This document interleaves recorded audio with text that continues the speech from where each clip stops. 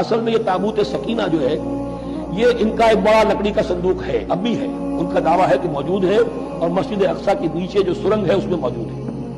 بعض ذرائع سے فوٹو لے کر بھی انہوں نے ڈاکومنٹری فلم بھی ابھی دکھا دی ہے کہ موجود ہے۔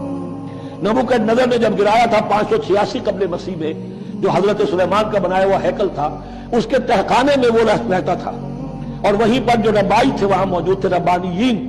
تو جب گرایا گیا ہے اس کو ہیکل کو، تو اسی میں وہ دب گئے، لیکن وہ چاروں طرف سے جو بھی تہخانہ تھا بند ہو گیا ہوگا، اور وہاں پر ان کی لاشیں بھی ہیں اور تابوت سکینہ بھی ہے۔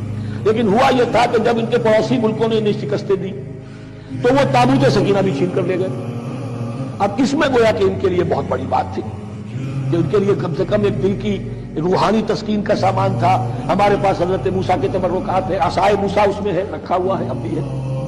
اسی طریقے سے اس میں وہ جو جن تختیوں پر تورات لکھی ہوئی دی گئی تھی حضرت موسیٰ کو، وہ موجود ہے، ان کے کہنے کے مطابق اب بھی ہے۔